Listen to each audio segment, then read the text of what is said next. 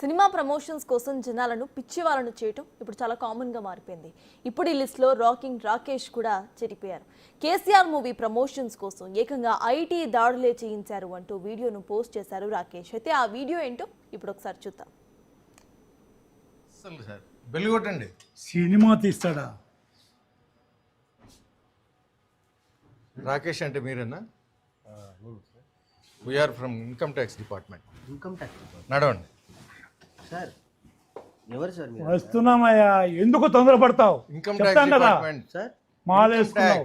Income tax department. yes yes మా ఇంటికి ఏంటి సార్? నాకు అర్థం కాదు సార్. ఫోన్లు తీసుకోండి సార్. సార్. అది కాదు సార్, ఒక నిమిషం సార్. ఫోన్ తీసుకోండి. ఒక నిమిషం సార్. అరే ఇంట్లో వాళ్ళందరినీ పిలవండి. ఒక నిమిషం సార్. అరే ఆగండి సార్. అరే ఇంట్లో వాళ్ళందరినీ పిలవండి. మిస్టర్, మర్యాదగా మాకు సహకరించాలి, సార్ అది కాదు సార్. లేదంటే చూడండి, పోలీసులు రాకేష్ గారు. పిలుస్తా. సార్ ఒక నిమిషం సార్.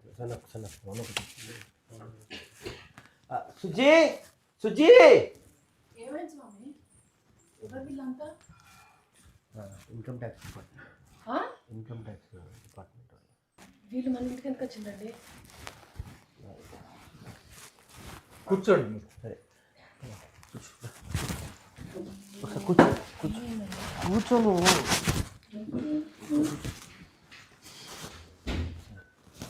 చెప్పండి. ఇంట్లో ఇంకెవరున్నారు? మా అమ్మ పాపని చూసుకుంటూ ఉంది సార్. ఓకే సార్ నా మీద రావడం ఏంటి సార్? నేను పెద్ద ఇదేం కాదు కదా sir. Sir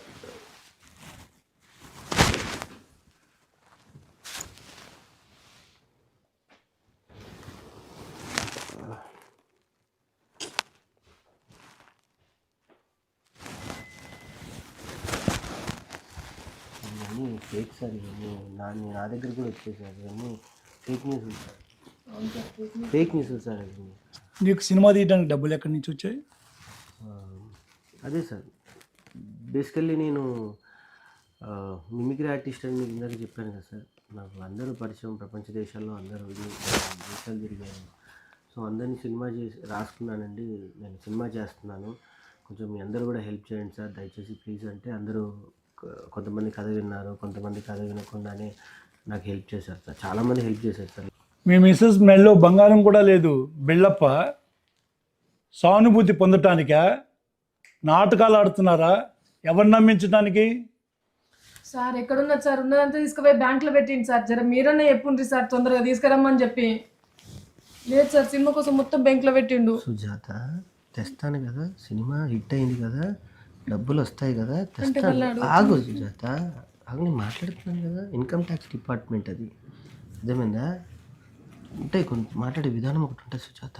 please cool cool. నీ బంగారం వేడికి పోదు. పోనీండి సార్, పాపం చిన్న కుర్రాడు సక్సెస్ హ్యాపీలో ఉన్నాడు. నువ్వే కదా గుప్తా, ఆయనకి 20 కోట్లు వచ్చినాయి, 30 కోట్లు వచ్చినాయి, వెనక ఎంత దాచుకుంటున్నారు, వెనక పార్టీలు ఉన్నాయి, బినామీలు ఎవరో ఉన్నారని చెప్పి నన్ను ఇక్కడ తీసుకొచ్చావు. అంటే సార్ అది ఫేక్ వీడియో అని తెలియక. ఏది ఫేకో ఏది కరెక్టో తెలుసుకొని మాట్లాడాలయ్యా.